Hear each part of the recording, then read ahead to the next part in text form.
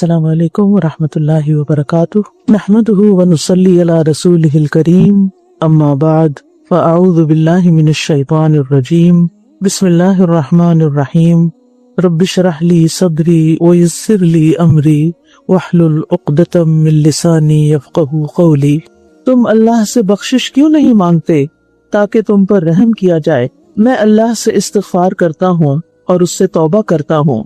میں معافی مانگتا ہوں اللہ سے جس کے علاوہ کوئی معبود نہیں، وہ زندہ ہے، قائم ہے، اور میں اسی کی طرف توبہ کرتا ہوں۔ تیرے سوا کوئی معبود نہیں، تو پاک ہے، بے شک میں ہی ظلم کرنے والوں میں سے ہوں۔ اے میرے رب، بے شک میں نے اپنی جان پر ظلم کیا ہے، بس تو مجھے بخش دے۔ اے میرے رب، مجھے بخش دے اور مجھ پر مہربان ہو جا، بے شک تو ہی بہت توبہ قبول کرنے والا، بہت رحم فرمانے والا ہے۔ اے میرے رب، مجھے بخش دے، مجھ پر رحم کر، میری کمیاں پوری کر دے، مجھے بلندی عطا فرما، مجھے رزق عطا کر اور مجھے ہدایت دے۔ اے اللہ، مجھے بخش دے، میرے شیطان کو دور کر دے، میرے نفس کو آگ سے آزاد کر دے، میرے میزان کو بھاری کر دے اور مجھے اعلیٰ مجلس والوں میں شامل کر دے۔ اے اللہ، میرے گناہوں اور میری تمام خطاؤں کو معاف فرما۔ اے اللہ، مجھے تندرست کر دے، میری کمیاں پوری کر دے، نیک اعمال اور اخلاق کے لیے میری رہنمائی فرما، کیونکہ تیرے سوا کوئی ان کی نیکی کی طرف رہنمائی نہیں کر سکتا اور ان کی برائی کو دور نہیں کر سکتا۔ اے اللہ، تو ہی میرا رب ہے، تیرے سوا کوئی الہ نہیں۔ تو نے مجھے پیدا کیا اور میں تیرا بندہ ہوں، اور میں اپنی استطاعت کے مطابق تجھ سے کیے ہوئے عہد اور وعدے پر قائم ہوں۔ میں تیری پناہ چاہتا ہوں ہر برائی سے جو میں نے کی۔ میں اپنے اوپر تیری عطا کردہ نعمتوں کا اعتراف کرتا ہوں اور اپنے گناہ کا اقرار کرتا ہوں، بس مجھے بخش دے، کیونکہ تیرے سوا کوئی گناہوں کو بخش نہیں سکتا۔ اے میرے رب، میری خطا، میری نادانی اور میرے تمام معاملات میں، میرے حد سے تجاوز کرنے میں میری مغفرت فرما، اور ان گناہوں میں بھی جن کو تو مجھ سے زیادہ جانتا ہے۔ اے اللہ، میرے لیے میری خطائیں، میرے ارادے کے ساتھ کیے ہوئے گناہوں اور بلا ارادہ کیے ہوئے گناہوں اور میری ہنسی مذاق میں کیے ہوئے گناہوں کو معاف فرما دے، اور یہ سب میری ہی طرف سے ہیں۔ اے اللہ، جو گناہ میں کر چکا ہوں اور جو کروں گا، اور جنہیں میں نے چھپایا اور جنہیں میں نے ظاہر کیا، ان میں میری مغفرت فرما۔ تو ہی آگے کرنے والا اور تو ہی تاخیر کرنے والا ہے، اور تو ہر چیز پر پوری قدرت رکھنے والا ہے۔ اے اللہ، مجھے بخش دے، میرے شیطان کو دور کر دے، میرے نفس کو آگ سے آزاد کر دے، میرے میزان کو بھاری کر دے اور مجھے اعلیٰ مجلس والوں میں شامل کر دے۔ ابو اذر انماری رضی اللہ عنہ سے روایت ہے کہ رسول اللہ صلی اللہ علیہ وسلم جب رات کو سونے لگتے تو یہ دعا پڑھا کرتے تھے۔ اس میں سب سے پہلے اللہ سبحانہ تعالیٰ سے اپنے گناہوں کی بخشش مانگی گئی ہے۔ رسول اللہ صلی اللہ علیہ وسلم کے تو اگلے پچھلے سب گناہ معاف کر دیے گئے تھے، لیکن یہاں دراصل آپ کا امت کو سکھانا مقصود ہے۔ امت کو تعلیم دے رہے ہیں آپ کہ وہ اپنے گناہوں سے توبہ کریں، کیونکہ اللہ سبحانہ وتعالی گناہوں کو بخشنے والا ہے، اور رات کو سوتے ہوئے انسان کو نہیں پتا کہ دوبارہ صبح اٹھ سکے گا یا نہیں، اور یہ اس کا آخری حصہ ہو زندگی کا، کیونکہ سوتے ہوئے ایک روح لے لی جاتی ہے جس کے لیے اللہ چاہتا ہے واپس کرتا ہے، ورنہ جو باقی ہے وہ بھی چلی جاتی ہے اللہ کے اذن سے۔ ویسے بھی نیند موت کی بہن ہے، تو اس لیے انسان سونے سے پہلے اپنے گناہوں کی معافی مانگ کر سوئے، اور پھر یہ کہ ہمارے نامہ اعمال کا ایک پیج جو ہوتا ہے وہ اختتام کو پہنچ رہا ہوتا ہے، تو آخری حصے میں بخشش جائے۔ یعنی آپ امیجن کریں کہ جیسے آپ کی ڈائری کا ایک صفحہ ہے، آپ نے دن بھر کی روزات لکھی ہے اور اس کا اینڈ کر رہے ہیں بخشش کی دعا سے کہ اللہ تعالیٰ ہمیں معاف فرما دے، اور اس کے ساتھ ساتھ بخش شیطانی، یعنی میرے شیطان کو دفع کر دے، دور کر دے، اسے مجھ سے ہٹا دے، کیونکہ شیطان جو ہے وہ انسان کو غلط کاموں پر اکساتا ہے، بہکاتا ہے۔ تو انسان کے لیے بہت ضروری ہے کہ وہ اس کو اپنا دشمن سمجھے، اس سے بچنے کی کوشش کرے، اور اللہ سبحانہ وتعالیٰ سے دعا کرے کہ وہ اس کی مدد کرے کہ اس کا شیطان اس سے دور ہو جائے اور اس کو بہکائے نہ۔ اور ویسے بھی ہے کہ انسان چونکہ کمزور پیدا کیا گیا ہے، اس کا نفس بھی اس کو برائی پر اکساتا ہے، تو اس کے لیے بہت آسان ہوتا ہے کہ وہ شیطان کے قدموں کی پیروی کرے، اس کے نقش قدم پر چلے۔ تو جو صاحب ایمان مومن ہوتا ہے، جس کا ایمان جاگ رہا ہوتا ہے، وہ نہ صرف یہ کہ کانشیس رہتا ہے بلکہ اپنی کوششوں کے ساتھ اور دعاؤں کے ساتھ شیطان کی مخالفت کرتا ہے اور اسے تھکا دیتا ہے۔ رسول اللہ صلی اللہ علیہ وسلم نے فرمایا، مومن اپنے شیطان کو اس طرح تھکا دیتا ہے جس طرح تم میں سے ایک آدمی سفر میں اپنے اونٹ کو تھکا دیتا ہے، یعنی چلا چلا کے۔ اور ویسے بھی ہے کہ رات کے وقت جو کچھ سونے سے پہلے ہمیں اعمال کرنے چاہیے، ان میں بھی یہ چیز شامل ہے کہ انسان جب سو رہا ہو، سونا غفلت کی علامت ہے، تو وہ کانشیسلی شیطان کے جو حربے ہیں یا شیطان کی جو پریزنس ہے اس سے نکلنے کے لیے کچھ کام کرے۔ رسول اللہ صلی اللہ علیہ وسلم نے فرمایا، جب آدمی اپنے گھر میں داخل ہوتا ہے تو وہ داخل ہوتے وقت اور کھانا کھاتے وقت اللہ کا نام لیتا ہے تو شیطان کہتا ہے، آج تمہارے لیے اس گھر میں نہ رات گزارنے کی جگہ ہے اور نہ شام کا کھانا ہے۔ تو گھر جب انٹر ہو تو بھی بسم اللہ پڑھیں اور پھر کھانا کھاتے ہوئے بھی اللہ کا نام لیں، تو پھر شیطان جو ہے اس کو موقع نہیں ملے گا۔ اور جب وہ داخل ہوتے وقت اللہ کا نام نہیں لیتا تو شیطان کہتا ہے، تم نے رات گزارنے کے لیے جگہ پا لی۔ اور جب وہ اپنا کھانا کھاتے وقت اللہ کا نام نہیں لیتا تو شیطان کہتا ہے کہ تم نے رات گزارنے کی جگہ اور شام کا کھانا پا لیا، یعنی پھر وہ کھانے میں بھی شریک ہو جاتا ہے۔ اور کھانا کھاتے ہوئے اس بات کا بھی خیال کرنا چاہیے کہ انسان اچھی طرح اپنی پلیٹ کو صاف کرے، اپنی انگلیاں وغیرہ چاٹ لے، کسی لقمے کو شیطان کے لیے نہ چھوڑے، یعنی کچھ بچائے نہ۔ ایک دور تک یہ فیشن سمجھا جاتا تھا کہ پورا پانی نہیں پینا، پوری چائے نہیں پینی، پورا کھانا نہیں کھانا، کچھ نہ کچھ بچا دینا ہے، تو ہمارے دین نے اس سے منع کیا ہے۔ جابر رضی اللہ عنہ کہتے ہیں کہ میں نے نبی صلی اللہ علیہ وسلم کو فرماتے ہوئے سنا کہ بے شک شیطان تم میں سے ہر آدمی کے پاس اس کے ہر کام کے وقت موجود رہتا ہے، یعنی جو بھی آپ کر رہے ہیں وہ ساتھ ساتھ شامل ہے، یہاں تک کہ اس آدمی کے کھانا کھانے کے وقت بھی اس کے پاس موجود ہوتا ہے۔ لہٰذا جب تم میں سے کسی کا لقمہ گر جائے تو اسے چاہیے کہ اسے صاف کر کے پھر کھا جائے، اس لقمے کو شیطان کے لیے نہ چھوڑے۔ اور جب کھانا کھا کر فارغ ہو جائے تو اپنی انگلیاں چاٹ لے، کیونکہ وہ نہیں جانتا کہ برکت اس کے کھانے کے کس حصے میں۔ اسی طرح یہ کہ برتن کو بھی اچھی طرح صاف کرنا چاہیے۔ اسی طرح دائیں ہاتھ سے کھانا اور پینا چاہیے، لین دین بھی دائیں ہاتھ سے کرنا چاہیے۔ عام روزمرہ زندگی میں جمائی کو روکنا چاہیے، فضول خرچی سے بچنا چاہیے، کیونکہ فضول خرچی کرنے والے شیطان کے بھائی ہوتے ہیں، یعنی اپنا مال ضائع کرنے والے۔ پھر یہ کہ نیک کاموں میں تاخیر نہیں کرنی چاہیے، کیونکہ شیطان انسان کو کرنے ہی نہیں دیتا۔ پھر سفیان ثوری کہتے ہیں کہ جب آپ صدقہ کرنے کا یا کسی نیک کام کرنے کا ارادہ کریں تو اس کام کو فوراً شروع کر لیں، اس سے پہلے کہ آپ کے اور اس کام کے درمیان شیطان حائل ہو جائے۔ اور یہ آپ نے کئی دفعہ دیکھا ہوگا کہ بعض اوقات بہت امپورٹنٹ کام ہوتا ہے، آپ کہتے ہیں ذرا میں اچھے سے فریش ہو جاؤں پھر اس کے بعد وہ شروع کروں گی، اور پھر وہ رہ ہی جاتا ہے۔ تو انسان جب ارادہ کرے تو اس کی ابتدا کر لے، پھر جب ابتدا کر لیتا ہے تو پھر چل پڑتا ہے۔ آپ نے دیکھا ہوگا کہ چلنے میں بھی پہلے چند قدم مشکل ہوتے ہیں، اسی طرح کسی بھی کام کے آغاز میں کچھ مشکلات آتی ہیں، لیکن اگر انسان ان کو کرنے لگ جائے تو پھر اس کے لیے آسانیاں ہو جاتی ہیں۔ پھر اسی طرح یہ کہ کثرت سے اللہ کا ذکر کرتے رہنا چاہیے، کیونکہ انسان جب بھول میں ہوتا ہے یا غفلت کی حالت میں ہوتا ہے تو شیطان انسان کے دل پہ بیٹھ جاتا ہے اور اسے وسوسہ ڈالتا ہے، پھر جب انسان اللہ کا ذکر کرتا ہے تو وہ رکتا ہے۔ اسی طرح یہ ہے کہ آپس کے اختلافات میں نرم رویہ اختیار کرنا چاہیے، کیونکہ شیطان جو ہے وہ بندوں کے درمیان فساد ڈلواتا ہے۔ پھر اس حدیث میں آتا ہے دعا میں وفک رہانی، رہن کہتے ہیں وہ چیز جسے قرض میں وثیقہ بنایا جاتا ہے، یعنی قرض لینے کے لیے جس چیز کو پیش کیا جاتا ہے۔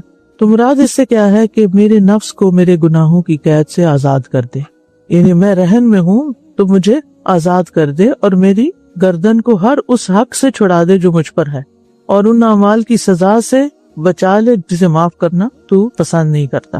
یعنی ہر طرح کی جکڑ بندی سے اور ہر طرح کی قید سے اور ہر طرح کی تنگی سے اللہ تعالیٰ مجھے نجات دے۔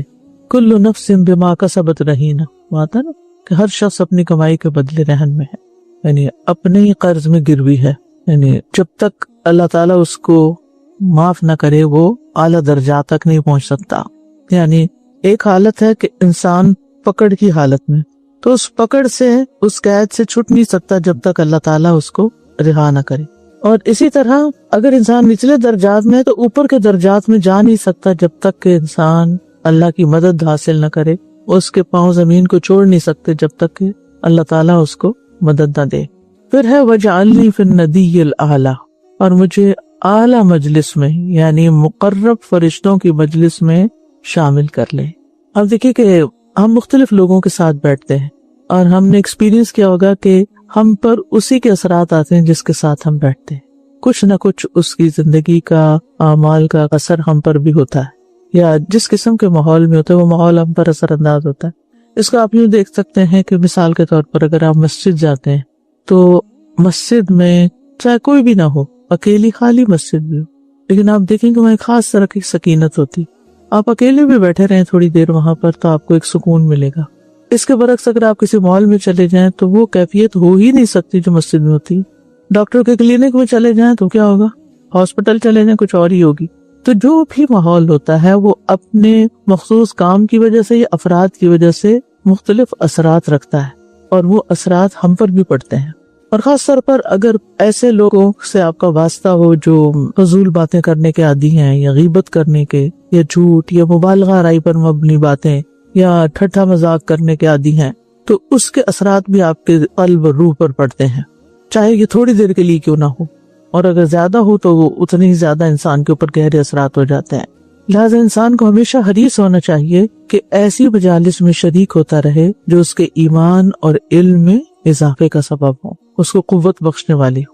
تو دنیا میں بھی انسان کو بلند مجالس کا انتخاب کرنا چاہیے، اور ذکر کی مجالس، علم کی مجالس بلند مجالس ہوتی ہیں، کیونکہ ذکر کرنے والا اللہ کے ہاں یاد کیا جاتا ہے. اور پھر نبی صلی اللہ علیہ وسلم نے یہ بھی فرمایا نا کہ اللہ تعالیٰ فرماتا ہے میں اپنے بندے کے گمان کے ساتھ ہوتا ہوں جو وہ میرے ساتھ رکھتا ہے. جب وہ مجھے یاد کرتا ہے میں اس کے ساتھ ہوتا ہوں. اگر وہ مجھے اپنے دل میں یاد کرے تو میں بھی اسے اپنے دل میں یاد کرتا ہوں، اور اگر وہ مجھے بھری محفل میں یاد کرے تو میں اسے اس سے بہتر محفل میں یاد کرتا ہوں. تو یہ ہے الندی الاعلیٰ. تو الندی الاعلیٰ میں آپ کا ذکر کب ہو سکتا ہے؟ وہاں آپ کا ذکر اسی وقت ہوگا جب آپ دنیا میں اعلیٰ مجالس میں شریک ہوں گے. تو کتنا ضروری ہے کہ انسان اچھی صحبت پانے کے لیے اس کی قیمت بھی ادا کرے. اور پھر یہ کہ ایسی مجالس جو ہیں وہ جنت کے باغیچے ہوتے ہیں. رسول اللہ صلی اللہ علیہ وسلم نے فرمایا جب تم لوگ جنت کے باغوں کے پاس سے گزرو تو کچھ کھا پی لیا کرو. کسی نے پوچھا جنت کے باغوں سے کیا مراد ہے؟ آپ نے فرمایا ذکر کی مجالس. جیسے اس وقت ذکر ہو رہا ہے، دعا پڑھی جا رہی ہے، سیکھی جا رہی ہے، اللہ کا نام لیا جا رہا ہے، فرشتوں کی بات ہو رہی ہے. ابن قیم رحمہ اللہ کہتے ہیں بے شک ذکر کی مجلسیں فرشتوں کی مجلسیں ہیں. اس کو فرشتوں کی مجلس آپ کہہ سکتے. اور لغو اور غفلت کی مجلسیں شیطانوں کی مجلسیں ہیں. بس بندہ اس مجلس کا انتخاب کرے جو اسے ان میں سے زیادہ پسند ہے، اور کرتے بھی ہم وہی ہیں، اور اس کے زیادہ لائق ہے. بس وہ دنیا اور آخرت میں اسی مجلس والوں کے ساتھ ہوگا. یعنی دنیا میں آپ جن مجالس میں شریک ہوتے ہیں، جن مجالس میں جانا پسند کرتے ہیں، پریفر کرتے ہیں، آخرت میں بھی آپ انہی مجالس میں ڈالے جائیں گے، انہی میں شریک ہوں گے. اب یہ انتخاب آپ کا ہے، آپ جو چاہیں کریں. اور فرشتے آپ کو معلوم ہے وہ طویل حدیث اس میں آتا ہے کہ ذکر کی مجالس کو تلاش کرتے ہیں، اور جہاں وہ دیکھتے ہیں تو پھر وہاں پر اکٹھے ہو جاتے ہیں، یہاں تک کہ ایک دوسرے کے اوپر آسمان تک پہنچ جاتے ہیں. سب فرشتوں کو اکٹھا کر لیتے ہیں، اور پھر وہ اللہ تعالیٰ کے پاس پہنچتے ہیں تو اللہ تعالیٰ ان کے لیے بخشش کا وعدہ فرماتے ہیں.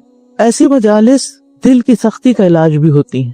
ایک شخص نے حضرت حسن بصری رحمہ اللہ کی خدمت میں دل کی سختی کی شکایت کی تو آپ نے فرمایا ذکر کی مجلسوں میں حاضر ہوا کرو، یعنی ایسے لوگوں کے پاس بیٹھا کرو جو مل بیٹھ کے اللہ کو یاد کرتے ہیں. خود نبی صلی اللہ علیہ وسلم کو حکم دیا گیا وَاصْبِرْ نَفْسَكَ مَعَ الَّذِينَ يَدْعُونَ رَبَّهُمْ بِالْغَدَاةِ وَالْعَشِيِّ.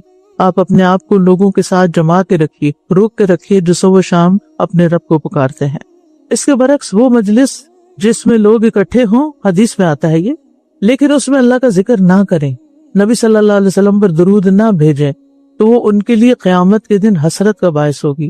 اگرچہ وہ جنت میں داخل ہو جائیں، جنت میں جانے کے باوجود بھی انسان دنیا کی ان مجالس پر حسرت کرے گا، ریگریٹ کرے گا کہ میں وہاں گیا کیوں جہاں اللہ اور اس کے رسول کا ذکر نہیں ہوتا. تو آپ سوچئے وہ کون سی ایسی مجالس ہوتی ہیں کہ جہاں اللہ اور اس کے رسول کا ذکر نہیں ہوتا. عام طور پر ہمارے گھروں میں جو سوشلائزنگ ہوتی ہے، رشتہ دار دوست وغیرہ آ جاتے ہیں، مل بیٹھتے ہیں، اکٹھے چائے پیتے ہیں، دنیا دنیا دنیا دنیا کی باتیں، اللہ کی بات رسول کی بات تو کم ہی ہوتی ہے. اور علم کی مجالس کی تو ویسے ہی فضیلت ہے کہ کسی بھی مجلس میں آپ علم والی میں بیٹھ جائیں تو کچھ نہ کچھ لے کر ہی اٹھتے ہیں. قرآن مجید میں بھی آتا ہے یا ایھا الذین آمنوا اذا قیل لکم تفسحوا فی المجالس فافسحوا یفسح اللہ لکم واذا قیل انشزوا فانشزوا یرفع اللہ الذین آمنوا منکم والذین اوتوا العلم درجات. اے لوگ جو ایمان لائے ہو، جب تم سے کہا جائے کہ مجلسوں میں کشادگی پیدا کرو تو کشادگی پیدا کیا کرو، یعنی اوروں کو بھی جگہ دو، اللہ تمہارے لیے کشادگی کرے گا. اور جب کہا جائے اٹھ جاؤ تو اٹھ جایا کرو، یعنی مجلس ختم ہو گئی ہے یا ویسے ہی کسی اور کو بٹھانے کے لیے ضرورت ہے تو اٹھ جایا کرو. اللہ ان لوگوں کو درجوں میں بلند کرے گا جو تم میں سے ایمان لائے اور جنہیں علم دیا گیا. یعنی ان مجالس میں شریک ہو کے آپ کے ایمان اور علم میں اضافہ ہوتا ہے تو یہ ہر مجلس میں درجوں میں بلندی کا ذریعہ بن جاتی ہے. سہل بن عبداللہ التستری کہتے ہیں جو انبیاء کی مجالس کو دیکھنا چاہے وہ علماء کی مجالس کو دیکھے.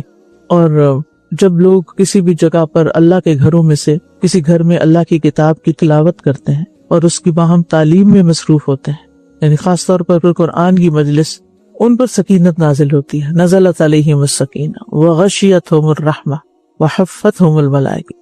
تو رحمت انہیں ڈھانپ لیتی ہے اور فرشتے انہیں گھیر لیتے ہیں اور اللہ ان کا ذکر اپنے پاس موجود فرشتوں میں کرتے ہیں.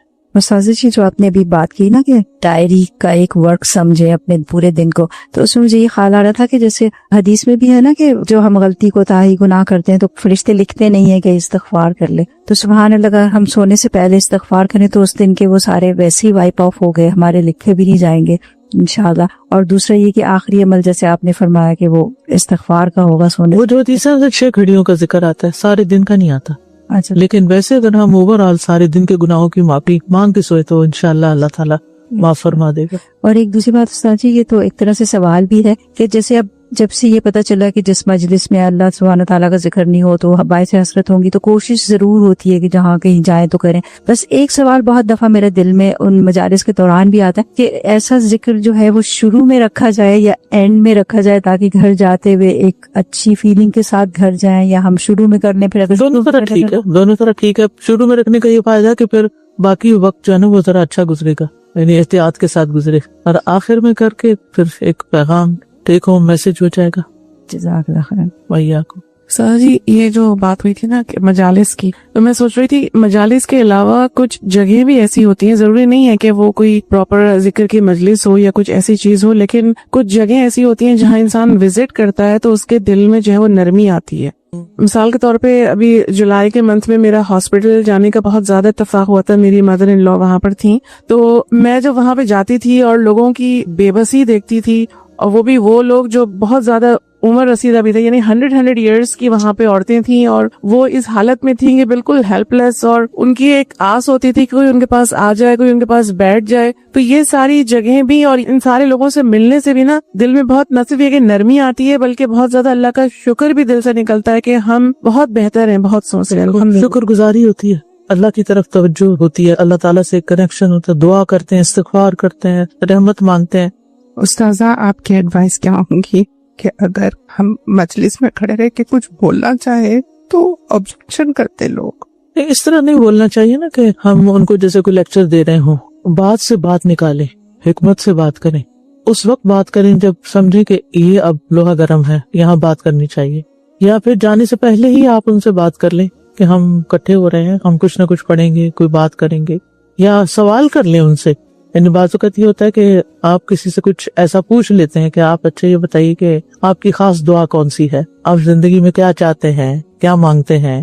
تو اس سے یہ ہوگا کہ یعنی آپ ان میں انٹرسٹ لے رہے ہیں نا، تو وہ خود کچھ بولیں گے.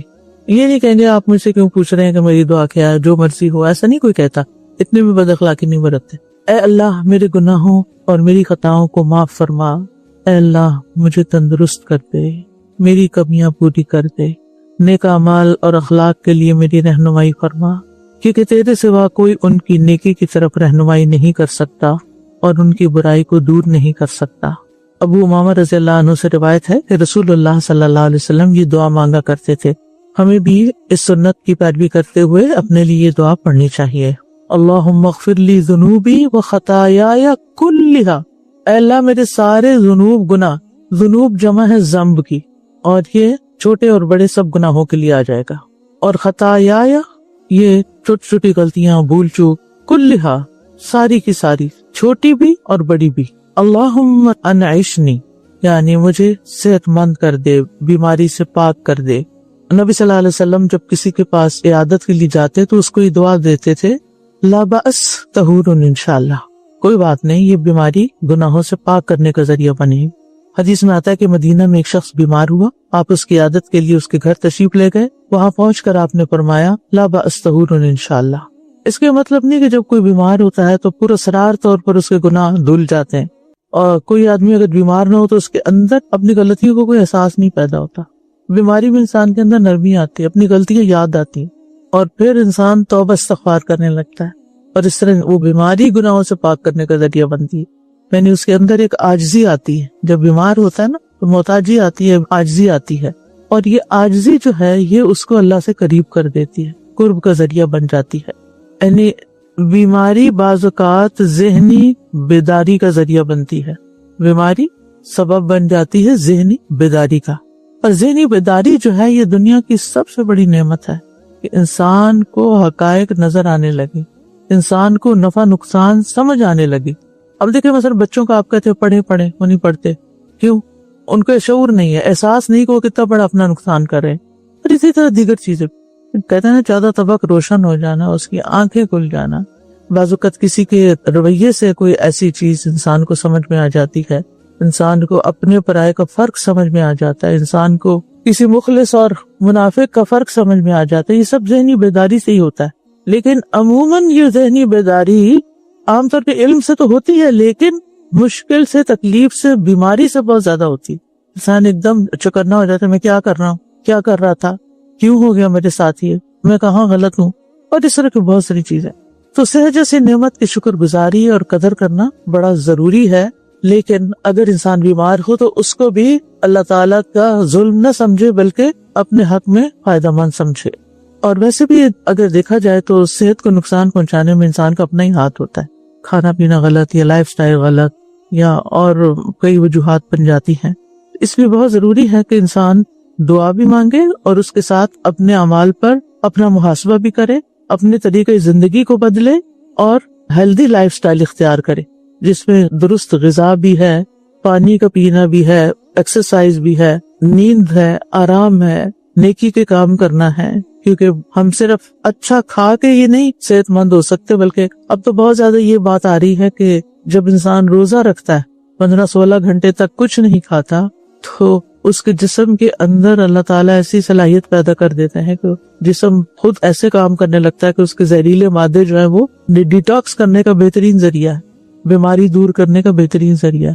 ہم سمجھتے ہیں ہمیں زیادہ کھا کے طاقت آئے گی اور بہت اچھی غذا کھا کے ہم صحت مند ہوں گے، جبکہ بعض اوقات روزہ رکھ کے بھی انسان زیادہ صحت مند ہو جاتا ہے۔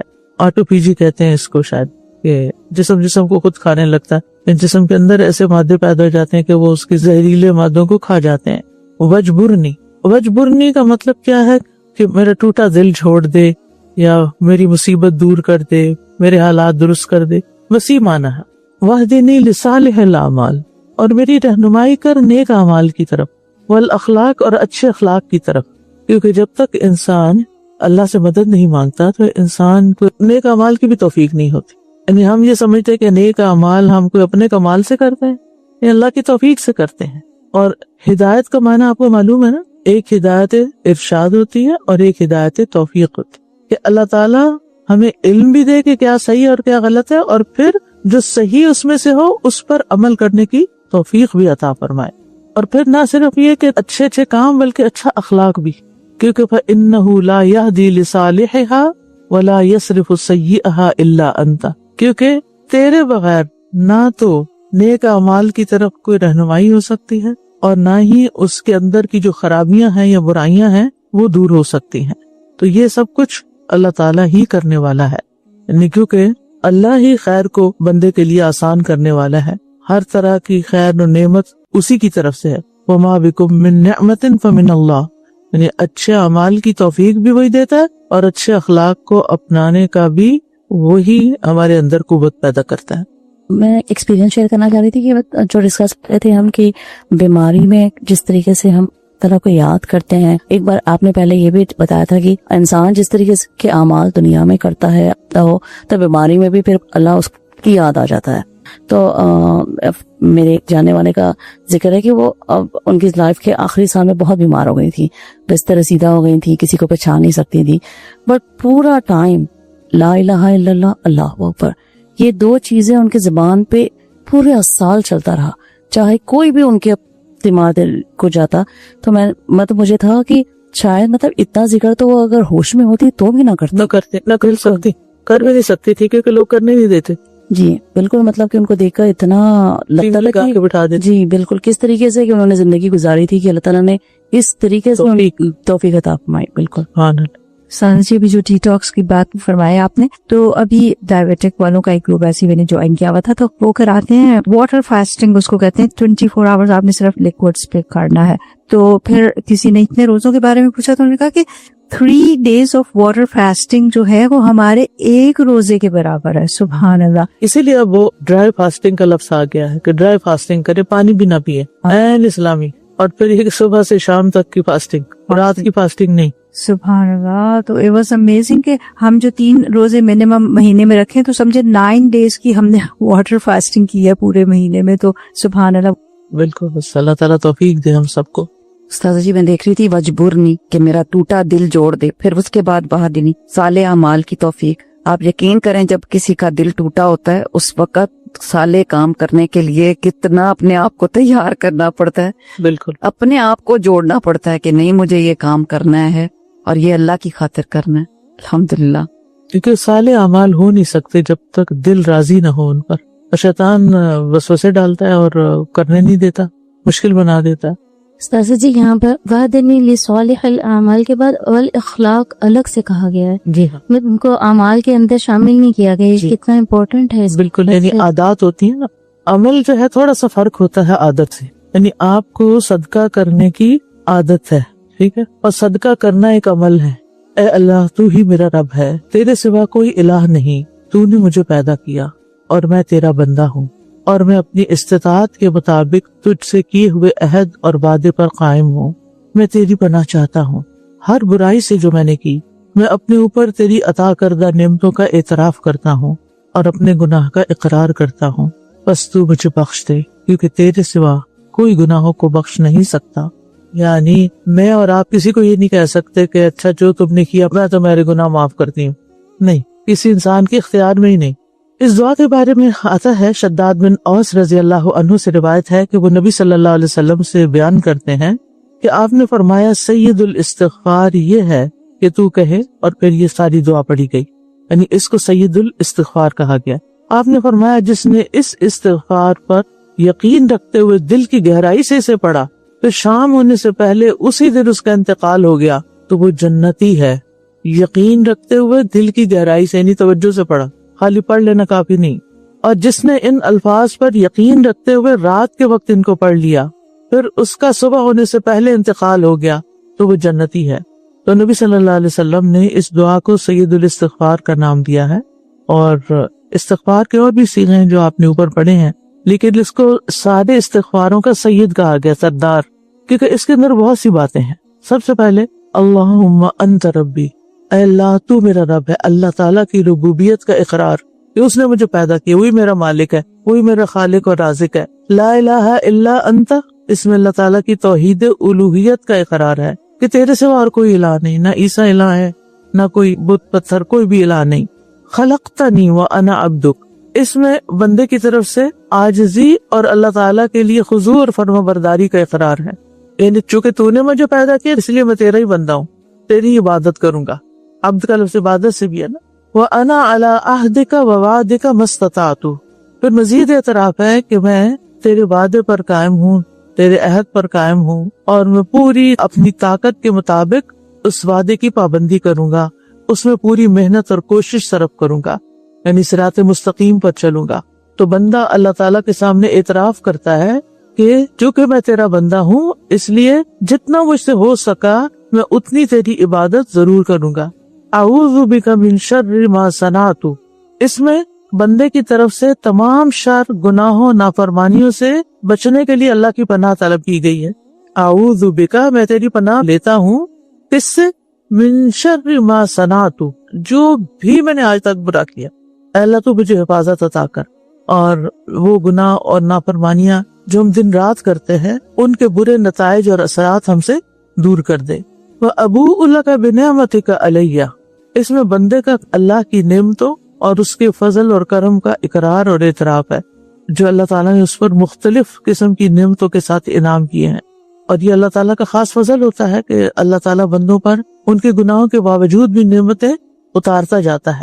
وَأَبُوءُ بِذَنْبِي، اس میں بندے کا اعتراف اور اقرار ہے کہ خواہ یہ خاص گناہ ہو یا عام، میں ان سب کا اقرار کرتا ہوں.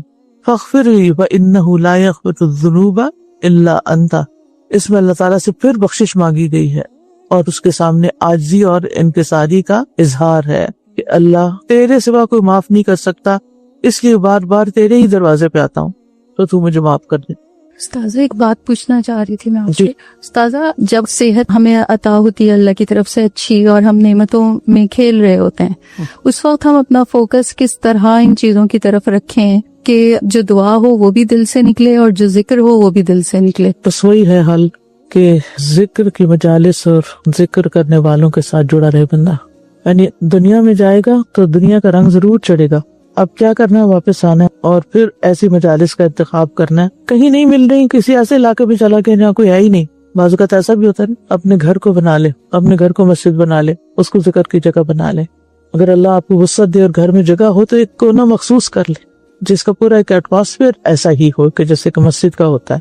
تو آپ سب کام پہ چھوڑ کر وہاں تھوڑی دیر لگ کے اللہ کو یاد کریں، قرآن پڑھیں، نوافل پڑھیں، کچھ نہ کچھ ایسا کریں کہ جو آپ کو دنیا سے منقطع کرے. وَتَبَتَّلْ إِلَيْهِ تَبْتِيلًا، یہ بہت ضروری ہوتا ہے، اسی سے فوکس امپروو ہوتا ہے.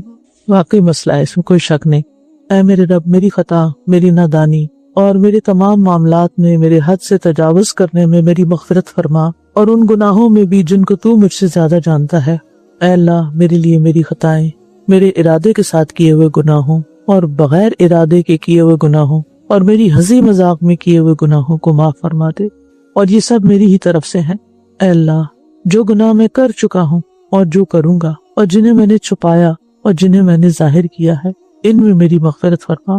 تو ہی آگے کرنے والا ہے اور تو ہی پیچھے کرنے والا ہے، اور تو ہر چیز پر پوری قدرت رکھنے والا ہے.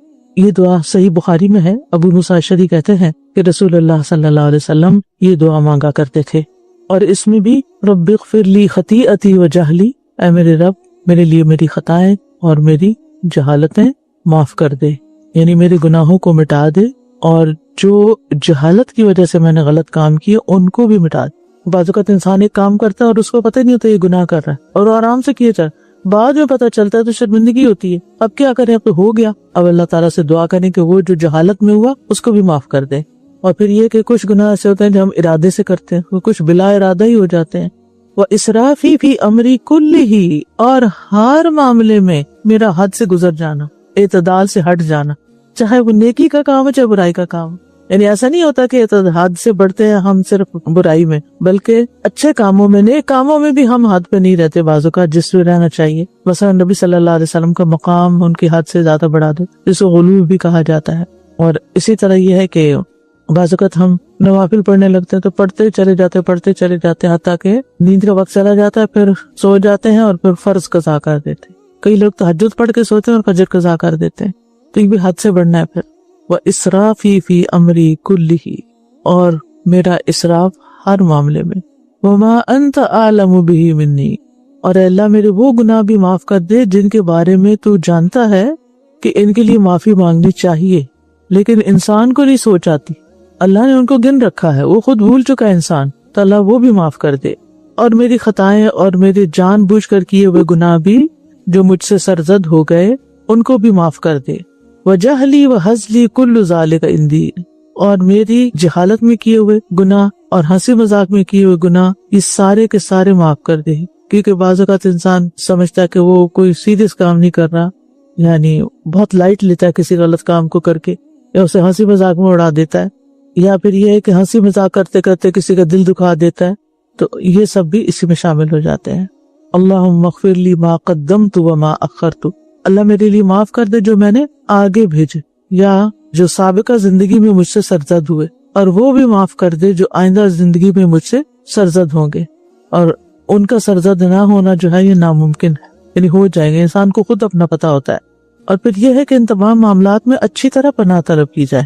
اور پھر انت المقدم و انت المؤخر، تو ہی آگے بڑھانے والا ہے، تو ہی پیچھے کرنے والا ہے. رزق ہو، علم ہو، رتبہ ہو، مقام ہو، کچھ بھی ہو، صرف اللہ کے اذن سے ہی انسان کو ملتا ہے، اور اللہ سبحانہ وتعالی ہی انسان کو آگے بڑھاتا ہے. اور کبھی انسان کی بھرپور کوشش ہوتی ہے اور انسان پیچھے رہ جاتا ہے، اس اپرچونٹی کو مس کر جاتا ہے. وَأَنْتَ عَلَىٰ كُلِّ شَيْءٍ قَدِيرٌ، اور اے اللہ تو کسی کام کے کرنے سے عاجز اور بے بس نہیں، تو یہ سب معاف کر سکتا ہے، تو ہمیں معاف کر دے. اور یہ تمام کے تمام الفاظ نبی صلی اللہ علیہ وسلم اپنی دعا میں مانگا کرتے تھے. خالد بن معدان کہتے ہیں کہ اللہ تعالیٰ کا فرمان ہے، بے شک میرے محبوب بندے وہ ہیں جو مجھ سے محبت کرتے ہیں. یعنی اللہ کے پیارے کون ہیں؟ جو اللہ سے پیار کرتے ہیں، اور ان کے دل مسجدوں کی طرف لگے رہتے ہیں، مسجدوں سے محبت کرتے ہیں، اللہ کے گھروں سے محبت کرتے ہیں، اور رات کے پچھلے حصے میں استغفار کرتے ہیں. یہ وہ لوگ ہیں کہ جب میں زمین والوں کو کوئی سزا دینے کا ارادہ کرتا ہوں تو ان کی وجہ سے پھر چھوڑ دیتا اور ان سے سزا کو ہٹا دیتا. یعنی ان کی نیکیوں کی وجہ سے زمین پر بہت سی آفتیں آنے سے رک جاتی ہیں، یعنی ان پیاروں کی خاصیت. اور قتادہ رضی اللہ عنہ کہتے ہیں، قرآن آپ کو آپ کی بیماری اور علاج کی خبر دیتا ہے، سو آپ کی بیماری آپ کے گناہ ہے اور اس کا علاج اور دوا استغفار ہے. اور علی بن ابی طالب کہتے ہیں، تعجب ہے اس شخص پر جس کے پاس بچنے کا سامان ہو، اس کے باوجود وہ ہلاک ہو جائے. آپ سے پوچھا کہ وہ کون سی چیز ہے؟ آپ نے فرمایا وہ استغفار ہے. اور آپ کہتے تھے اللہ سبحانہ تعالیٰ نے کسی بندے کو استغفار سے غافل نہیں کیا اس حال میں کہ وہ اس سے عذاب دینے کا ارادہ رکھتا.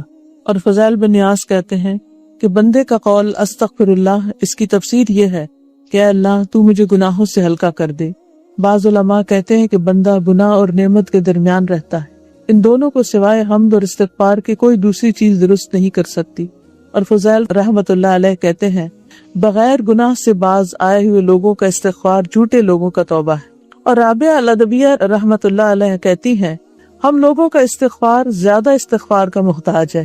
اور بعض علماء کہتے ہیں، جس شخص نے ندامت اور شرمندگی سے پہلے استغفار کیا تو اس نے اللہ تعالیٰ کے ساتھ استہزاء اور مذاق کیا اس حالت میں کہ وہ نہیں جانتا تھا. یعنی استغفار کے ساتھ اپنے گناہ پر شرمندہ ہونا ضروری ہے. اور ایک اعرابی کے بارے میں سنا گیا، وہ کعبہ کے غلاف کو پکڑے ہوئے چمٹ کر کہہ رہا تھا، اے اللہ میرے گناہ پر مصر رہنے کے باوجود تجھ سے میرا استغفار کرنا قابل ملامت ہے. یعنی میں اس پہ شرمندہ ہوں کہ میں گناہ بھی کرتا ہوں اور پھر بھی توبہ کرتا ہوں، اور میرے علم کے مطابق تیری کچھ عدگی عفو کے باوجود تجھ سے استغفار کو چھوڑ دینا یہ میرے عاجز رہنے اور طاقت نہ رکھنے کی وجہ سے ہے. کتنی نعمتیں تجھ سے بے نیازی کے باوجود مجھے محبوب ہیں، اور میں اپنی فقیری اور محتاجی کے باوجود گناہوں کے ذریعے سے تجھے غصہ دلاتا ہوں. اے وہ ذات جو وعدہ کرتا ہے تو پورا کرتا ہے، اور جب دھمکی دیتا ہے تو معاف کر دیتا ہے. اے ارحم الراحمین، میرے عظیم جرم کو اپنے عظیم عفو و معافی میں ڈال دے.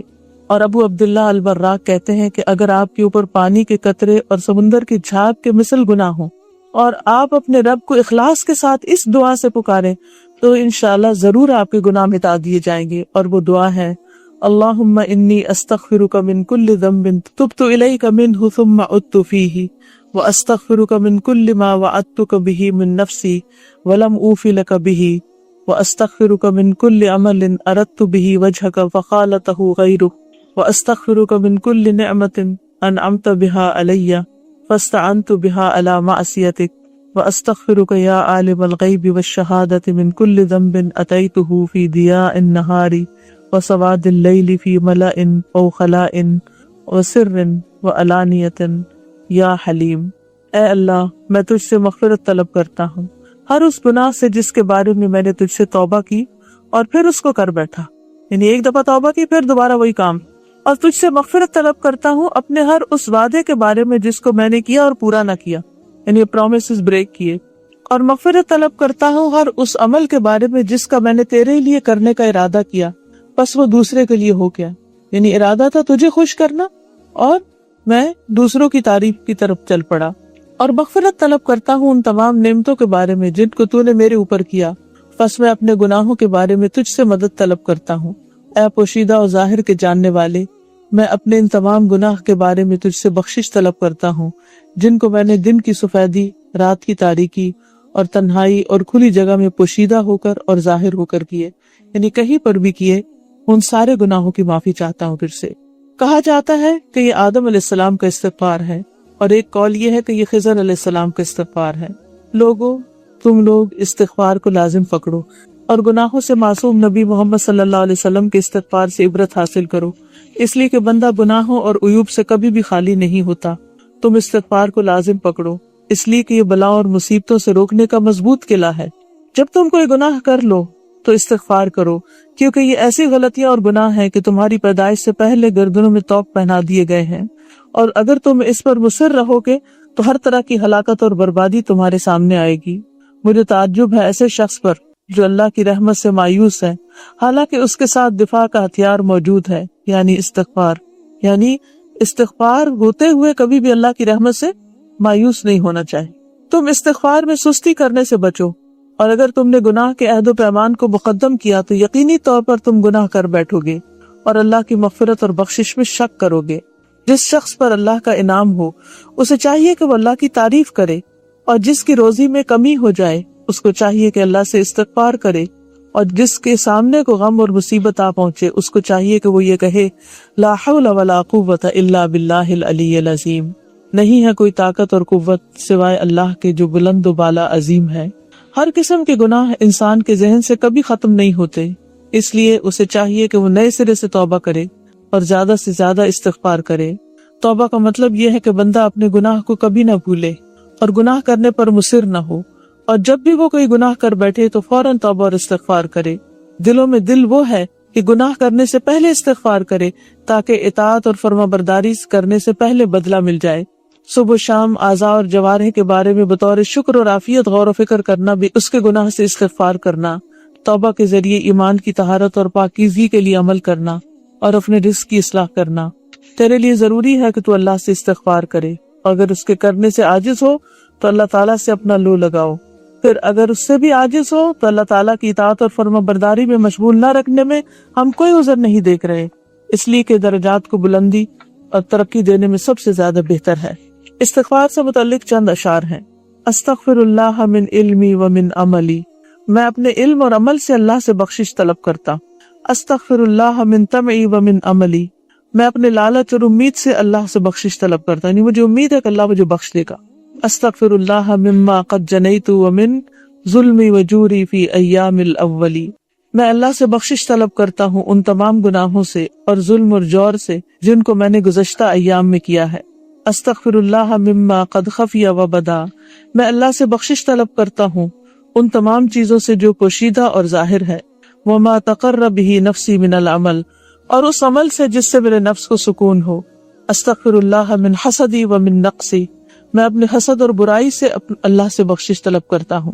کبھی ہم نے ایسے بخشش مانگی کہ آج تک میں نے کسی سے جو کوئی حسد کیا اللہ اسے مجھے معاف کر دے؟ کبھی خیال ہی نہیں آیا کہ یہ بھی کوئی گناہ ہے۔ ومن غروری ومن حولی ومن حیلی، اپنے غرور اور گھمنڈ اور طاقت اور ہیلا اور بہانہ سے۔ استغفر اللہ من حسی ومن نفسی، میں اللہ سے اپنے حصے ظاہری سے ادراک کی ہوئی چیز اپنے نفس سے بخشش طلب کرتا ہوں، یعنی جن چیزوں کو میں دیکھتا ہوں اور جن چیزوں کو نہیں۔ استغفر اللہ من سری ومن عللی، میں اپنے پوشیدہ اور ظاہری گناہ سے اللہ سے بخشش طلب کرتا ہوں۔ استغفر اللہ من شرک علی خفیہ، میں اللہ سے اپنے چھپے ہوئے شرک سے بخشش طلب کرتا ہوں۔ ومن فسوقی و اجرامی ومن ذللی، اور اپنے فسق و فجور اور جرم اور گناہ کے ارتکاب سے مغفرت طلب کرتا ہوں۔ استغفر اللہ من وہوی و وسوستی، میں اپنے وہم اور وسوسے سے اللہ کی بخشش طلب کرتا ہوں۔ یعنی یہ جو وسوسوں کا آنا ہے یہ انسان کو بھٹکانے کا ذریعہ بنتا ہے، اور بعض اوقات انسان اللہ کے بارے میں برے گمان کرنے لگتا ہے، تو اس پر بھی اللہ سے توبہ کر لینی چاہیے۔ اور بن دسیسۃ نفس قد تخیل لی، اور بڑی سازش سے جو میرے دل میں برے وہم و گمان کے ساتھ پیدا ہو۔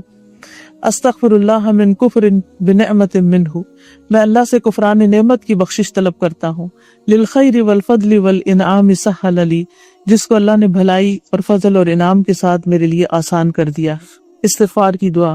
اے اللہ، میں اپنے ان تمام گناہوں سے تجھ سے بخشش طلب کرتا ہوں جن سے میں نے توبہ کی پھر اسے کر بیٹھا، اور تجھ سے بخشش طلب کرتا ہوں اپنے اس وعدے کے بارے میں جو میں نے تجھ سے کیا اور اس کی خلاف ورزی کی، اور بخشش طلب کرتا ہوں اس کے بارے میں جسے میں نے تیرے لیے کرنے کا ارادہ کیا لیکن میں نے تیرے سوا کسی کے لیے آمیزش کر بھی، اور بخشش طلب کرتا ہوں ان تمام نعمتوں کے بارے میں جن کو تو نے مجھے عطا کیا پس گناہ کر کے میں بیکاری ہو گیا، اور میں بخشش طلب کرتا ہوں اس ذات سے جو زندہ اور قائم اور دائم اور غائب اور ظاہر کا جاننے والا ہے اور رحمان اور رحیم ہے۔ ان تمام گناہوں اور معصیت کے بارے میں جن کا میں نے ارتکاب کیا، اور ہر وہ گناہ جن کا اللہ کے علم نے احاطہ کیا ہوا ہے۔ استغفار سے متعلق کچھ اور اشعار ہیں۔ استغفر اللہ اہل العفو انزل لی، میں اللہ سے بخشش طلب کرتا ہوں جو غلطیوں کو معاف کرنے والا ہے۔ ربا رحیما مفید الخیر من ازلی، وہ رب جو ازل سے بھلائی کا فیضان کرنے والا اور رحم کرنے والا ہے۔ استغفر اللہ من ایذاء الخلائق من الانس والجن والاملاک والصغل، میں اللہ کی مخلوق کی اظہار ازانی سے بخشش طلب کرتا ہوں، چاہے وہ انسان ہو یا جنات یا کوئی ملکیت یا چھوٹے جسم والا جانور۔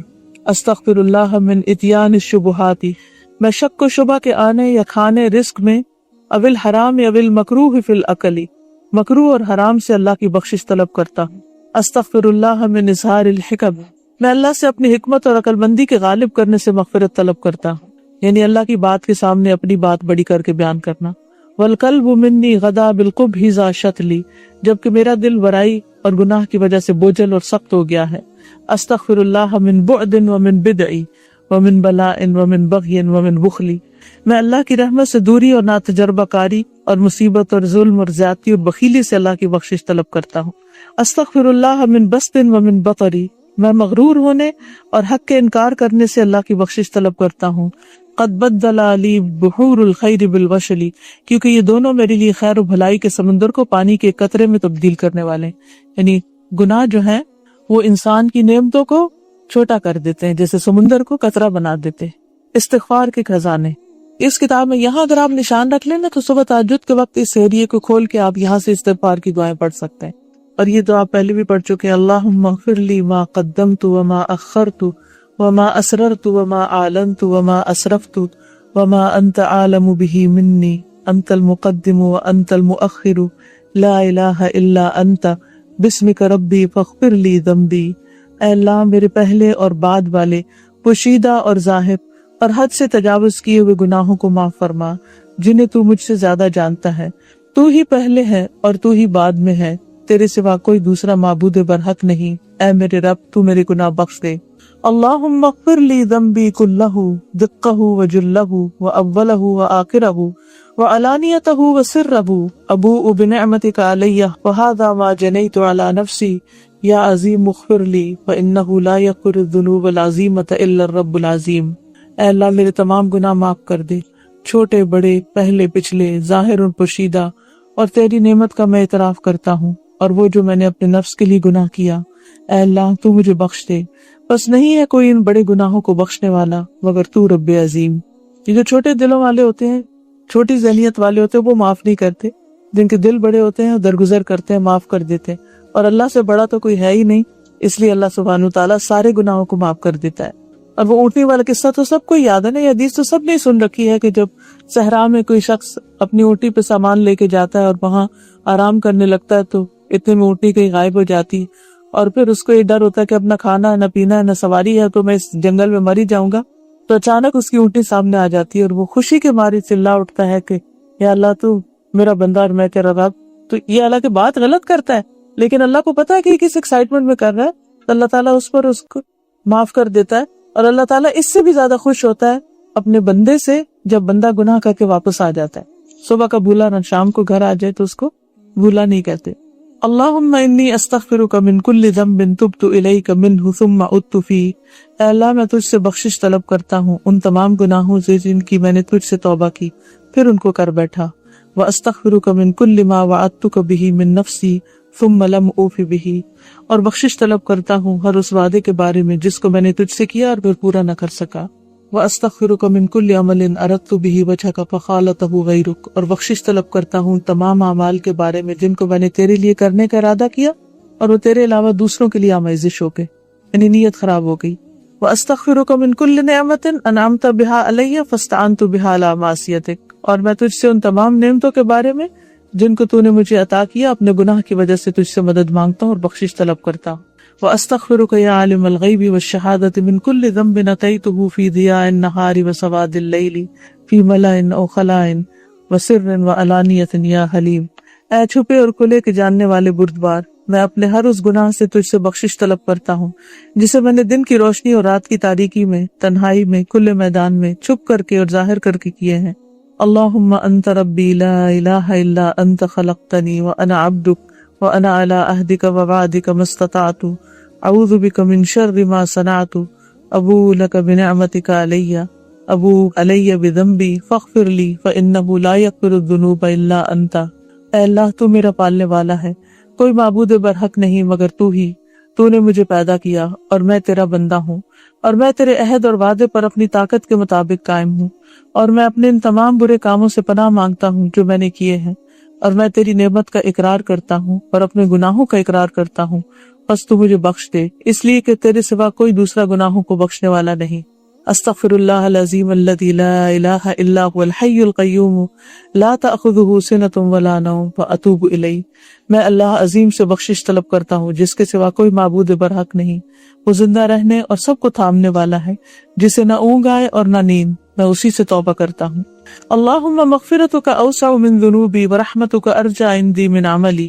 اے اللہ تیری مغفرت میرے گناہوں سے کہیں زیادہ وسیع ہے، اور تیری رحمت میرے نزدیک میرے عمل سے کہیں زیادہ امید والی ہے۔ گناہوں کو مٹانے والے اعمال۔ نمبر 1، آذان سنتے وقت اللہ کا ذکر کرنا۔ اب یہ سارے کام وہ ہیں جس سے گناہ مٹتے ہیں۔ ہم نے پیچھے پڑھا نا کہ کچھ باتیں زبان سے ہم استغفار کی کرتے ہیں اور کچھ عمل ایسے کرتے ہیں جس سے گناہ معاف ہوتے ہیں۔ آذان سنتے وقت اللہ کا ذکر کرنا۔ سیدنا سعید ابن ابی وقاص رسول اللہ صلی اللہ علیہ وسلم سے بیان کرتے ہیں کہ آپ نے فرمایا، جو شخص مؤذن کے کلمات سن کر کہے اشہد ان لا الہ الا اللہ وحدہ لا شریک لہ وان محمدا عبدہ ورسولہ رضیت باللہ ربا وبالاسلام دینا وبمحمد رسولا، میں گواہی دیتا ہوں کہ اللہ کے سوا کوئی معبود حقیقی نہیں، وہ اکیلا ہے اور اس کا کوئی شریک نہیں، اور یہ کہ محمد صلی اللہ علیہ وسلم اس کے بندے اور رسول ہیں۔ میں راضی ہو گیا اللہ کے رب ہونے پر اور محمد صلی اللہ علیہ وسلم کے رسول تسلیم کرنے پر اور اسلام کو دین اختیار کرنے پر، تو اس کے گناہ بخش دیے جاتے ہیں۔ ایک تو ہم یہ دعا پڑھتے ہیں نا، اللہم رب هذه الدعوة التامة والصلاة القائمة آت محمد الوسیلۃ والفضیلۃ وبعثہ مقاما محمودا الذی وعدتہ، اور ایک یہ دعا پڑھنی چاہیے، یاد رہے کہ اشہد ان لا الہ الا اللہ وحدہ لا شریک لہ وان محمدا عبدہ ورسولہ رضیت باللہ ربا وبالاسلام دینا وبمحمد رسولا۔ نمبر 2، وضو۔ سیدنا عثمان بن عفان بیان کرتے ہیں کہ رسول اللہ صلی اللہ علیہ وسلم نے فرمایا، من توضأ فاحسن الوضوء خرجت خطاياه من جسده حتى تخرج من تحت اظافره، جو شخص وضو کرے اور اچھے طریقے سے وضو کرے تو اس کے گناہ اس کے جسم سے نکل جاتے ہیں، یہاں تک کہ اس کے ناخنوں کے نیچے سے بھی خارج ہو جاتے ہیں۔ نماز۔ سیدنا ابو ہریرہ بیان کرتے ہیں کہ انہوں نے رسول اللہ صلی اللہ علیہ وسلم کو فرماتے ہوئے سنا، بتاؤ اگر تم میں سے کسی کے دروازے پر نہر بہ رہی ہو اور اس میں وہ روزانہ 5 مرتبہ غسل کرے تو کیا اس کے جسم پر کچھ میل کچیل باقی رہ جائے گا؟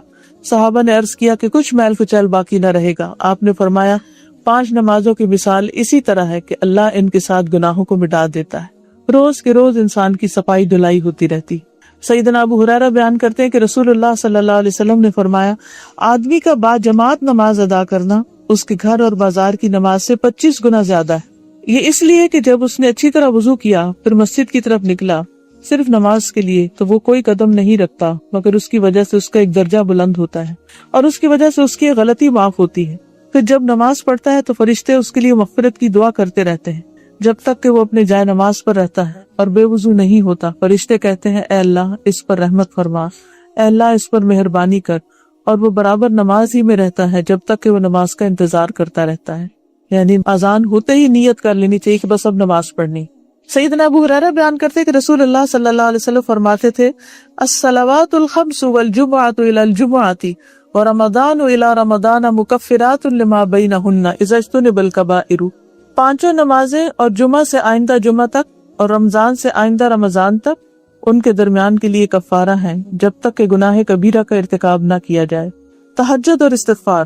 سیدنا حذیفہ بیان کرتے کہ رسول اللہ صلی اللہ علیہ وسلم نے فرمایا، میرا رب العالمین ہر رات دنیا سے قریب آسمان پر اترتا ہے، جب تہائی رات کا آخری حصہ باقی رہتا ہے تو کہتا ہے، کون ہے جو مجھے پکارے اور میں اس کی پکار قبول کر لوں؟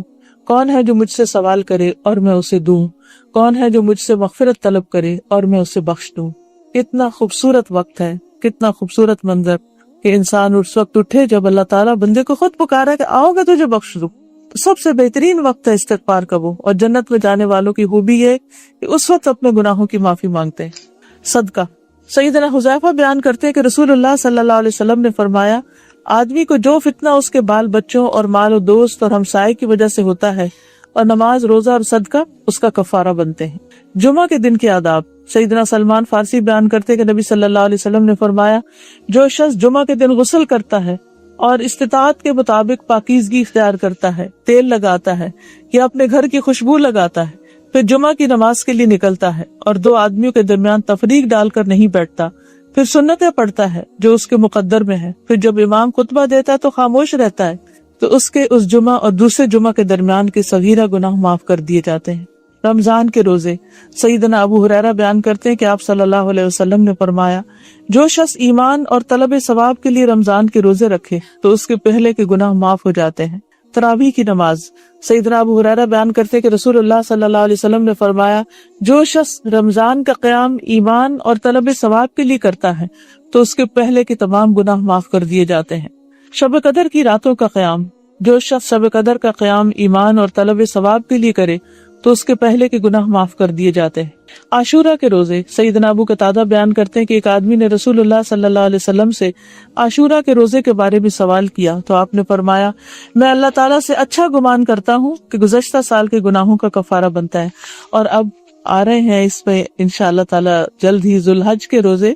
ذوالحج کا پہلا عشرہ جو ہے اس میں جو عمل کیا جاتا ہے وہ سارے سال کے اعمال سے افضل، تو اس لیے ان دنوں میں صدقہ خیرات بھی کریں اور روزے بھی رکھیں اور ایکسٹرا نوافل بھی پڑھیں اور ذکر اذکار بھی کریں۔ وہ عبادت کے دن ہیں جو ہم اکثر غفلت میں گنوا دیتے ہیں، اور خاص طور پر 9 ذی الحج کا روزہ جو حج پہ نہ جا رہے ہوں، وہ 2 سال کے گناہوں کا کفارہ بنتا ہے۔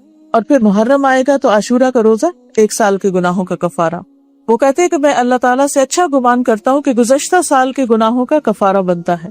عمرہ، سیدنا ابو ہریرہ بیان کرتے ہیں کہ رسول اللہ صلی اللہ علیہ وسلم نے فرمایا، ایک عمرہ کرنا دوسرے عمرے تک کے درمیان کے گناہوں کا کفارہ ہوتا ہے، اور حج مبرور کا بدلہ جنت کے علاوہ اور کچھ نہیں۔ اور حج مبرور کیا ہے؟ حدیث میں آتا ہے وہ حج جس میں کھانا کھلایا جائے اور سلام کیا جائے، وہ حج مبرور ہے، یعنی کسی کو تکلیف نہ دی جائے بلکہ فائدہ پہنچایا جائے۔ مثلا آپ کے اور ساتھی ہیں تو ان کے کھانے کا خیال رکھنا یا سب کو سلام کرنا، کیونکہ حج میں بہت سارے لوگ ملتے ہیں، ان کو بھی انسان سلام کرے، جن کو جانتا ہے ان کو بھی کرے جن کو نہیں جانتا، تاکہ آپس میں محبت پیدا ہو۔ دیکھیے حج میں نا بہت بڑی کوئی عبادات نہیں ہے، جیسے رمضان آتا ہے تو روزہ بھی رکھنا ہوتا ہے اور رات کی تراویح بھی کرنی ہوتی ہے، تو ایک عبادت کا موسم ہوتا ہے۔ لیکن حج میں آپ نے دیکھا ہوگا کہ کچھ ریچولز ہیں اور باقی وقت میں فراغت بھی کافی ہوتی ہے، تو یہ پیشنس، صبر اور تکلیفیں سہنے کا وقت ہے، اور تکلیفیں سہ کے بھی لوگوں کو کھانا کھلانا اور پھر ان کو سلام دعا کرنا، یہ اصل نیکی کا کام ہے۔ تو اس لیے حج کے دوران ان امور کا انسان زیادہ سے زیادہ خیال رکھے۔ تسبیح، جو شخص سبحان اللہ و بحمدہ سبحان اللہ العظیم 100 مرتبہ کہے تو اس کے گزرے ہوئے گناہ معاف کر دیے جاتے ہیں۔ اللہ کے فضل اور انعام کا اعتراف کرنا، جو شخص کوئی کپڑا پہنے یا کھانا کھائے پھر یہ کہے الحمدللہ الذی رزقنی واطعمنی بلا حول منی ولا قوہ، سب تعریف اللہ کے لیے جس نے مجھے روزی دی اور کھانا دیا بغیر میری قوت اور طاقت کے۔ یا جو شخص کپڑا پہنے اور کہے الحمدللہ الذی سترنی ووارى عورتی بلا حول منی ولا قوہ، تو اس کے گزرے ہوئے گناہ بخش دیے جاتے۔ یعنی یہ چھوٹی چھوٹی دعائیں بھی انسان جو پڑھتا ہے کھانا کھا کے، کپڑا پہن کے، یہ بھی بخشش کا ذریعہ بنتی ہے، تو عام طور پر ہم اس سے غفلت برت جاتے ہیں۔ سب تعریف اللہ کے لیے ہے جس نے بغیر طاقت اور قوت کے میری شرمگاہ کو ڈھانپا اور چھپایا۔ حج، سیدنا ابو ہریرہ بیان کرتے ہیں کہ رسول اللہ صلی اللہ علیہ وسلم نے فرمایا کہ جس نے اس گھر کا حج کیا اور بےہودہ باتیں نہیں کی اور فسق و فجور نہیں کیا تو وہ اپنے گناہوں سے اس طرح واپس لوٹے گا جیسے آج ہی اس کی ماں نے اس کو جنا ہو۔ عرفہ میں وقوف کرنا، سیدہ عائشہ رضی اللہ تعالیٰ عنہ بیان کرتی ہیں کہ رسول اللہ صلی اللہ علیہ وسلم نے فرمایا، اتنے آدمی کسی دن اللہ تعالیٰ جہنم سے آزاد نہیں کرتا جتنے عرفہ کے دن کرتا ہے، اور پروردگار آج کے دن نزدیک ہو جاتا ہے، جیسے رات کے پچھلے پیر نزدیک ہوتا ہے نا، اسی طرح عرفہ کے دن نیچے والے آسمان پہ اللہ تعالیٰ تشریف لاتے ہیں، پھر اپنے بندوں کی وجہ سے اپنے فرشتوں پر فخر کرتا ہے اور فرماتا ہے یہ لوگ کیا چاہتے ہیں؟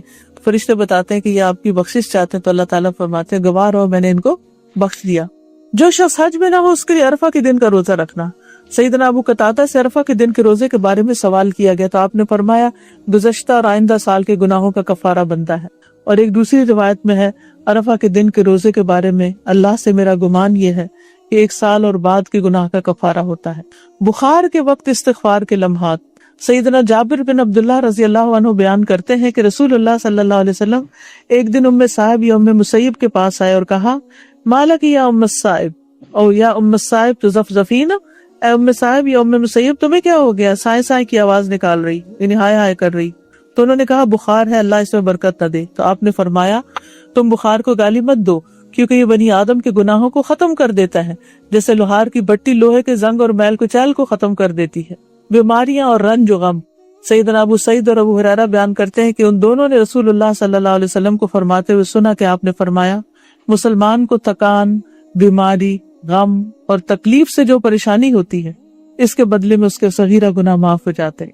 یعنی چھوٹی چھوٹی چیزوں پر بھی انسان کو جو پریشانی اٹھانی پڑتی ہے وہ گناہوں کی معافی کا ذریعہ بنتی ہے۔ مجلس کا کفارہ، سیدنا ابو ہریرہ بیان کرتے ہیں کہ رسول اللہ صلی اللہ علیہ وسلم نے فرمایا جو شخص کسی مجلس میں بیٹھا اور اس میں زیادہ شور و غل ہوتا رہا، اس مجلس سے اٹھنے سے پہلے اس نے کہا سبحانک اللہم و بحمدک اشہد ان لا الہ الا انت استغفرک و اتوب الیک، تو اس کے اس مجلس کے گناہ معاف ہو جاتے ہیں۔ اس کا ترجمہ ہے اے اللہ تو پاک ہے، میں تیری تعریف کرتا ہوں، میں گواہی دیتا ہوں کہ تیرے سوا کوئی معبود برحق نہیں، میں تجھ سے مغفرت طلب کرتا اور تیری طرف توبہ کرتا۔ تو گویا ہر موقع پر انسان اپنے گناہوں کی معافی مانگتا رہے۔ تم ان لوگوں کی طرح مت ہو جانا جنہوں نے اللہ کے احکام کو بھلا دیا تو اللہ نے بھی انہیں اپنی جانوں سے غافل کر دیا، اور ایسے ہی لوگ فاسق نافرمان ہوتے ہیں۔ تو اللہ کے ذکر کو نہیں بھولنا، استغفار کو نہیں بھولنا۔ اللہ تعالی ہمیں عمل کی توفیق عطا فرمائے۔ وآخر دعوانا ان الحمد للہ رب العالمین۔ یہاں کسی نے دعا کی درخواست کی ہے، ایک بہن ہے، ان کے شوہر مالدیپ کے سمندر میں سوئمنگ کرتے ہوئے لاپتہ ہو گئے ہیں، 3 مہینوں سے نہیں ملے۔ تو آپ سب بہنیں ان کے لیے دعا کریں، اللہ تعالیٰ ان کو واپس لوٹا دے اور ان کو اپنی رحمت کے ساتھ زندگی اور صحت عطا کرے۔ اللہ تعالیٰ آپ سب کے بھی دین و دنیا کے سارے کاموں کو سنوارے، ساری مشکلات آسان کرے، اور اللہ تعالیٰ ہماری اس مجلس کو ہمارے حق میں حجت بنائے اور ہمارے پچھلے سارے گناہوں کو معاف کرنے کا ذریعہ بنائے۔ آپ سب کا آنا قبول ہو۔ اللہ تعالیٰ ہمیں بار بار ایسے موقع عطا کرے اور ہمارے ایمان کو تازہ کرتا رہے۔ سب کا شکریہ جنہوں نے بھی اس مجلس کے قیام میں جو بھی کوشش کی، جو بھی محنت کی، اجازت لینے سے لے کے ہال کی سیٹنگ اور مائک اور بینر لگانا اور کتابوں کا بندوبست کرنا اور بے شمار دیگر کام، اللہ تعالیٰ ساری ٹیم کو جزائے خیر عطا کرے۔ سبحانک اللہم و بحمدک اشہد ان لا الہ الا انت استغفرک و اتوب الیک۔ باہر کتابیں ہیں، ان میں یہ 2 کتابیں بڑی اچھی ہیں۔ ایک ہے مشکلات کا مقابلہ کیسے کریں، یعنی عام طور پر ہمیں پتہ نہیں چلتا کہ جب مشکل آ جاتی کہ اب کریں کیا، کوئی بھی ہمیں صحیح ہماری کاؤنسلنگ نہیں کر سکتا، تو یہ کتاب بہت فائدہ مند ہے۔ اسی طرح برکت کیسے حاصل کریں، یعنی ہمارے مال میں، وقت میں، ہماری زندگی، صحت میں برکت کیسے ہو، تو یہ 2 کتابیں بھی پڑھنے کی ہیں۔ آپ لوگ اپنے پڑھنے کی عادت بنائیے تو انشاءاللہ آپ کی روح کو غذا ملتی رہے گی اور نئے نئے آئیڈیاز آپ کو ملے گے۔ اللہ تعالیٰ ان کوششوں کو قبول کرے۔ السلام علیکم ورحمۃ اللہ وبرکاتہ۔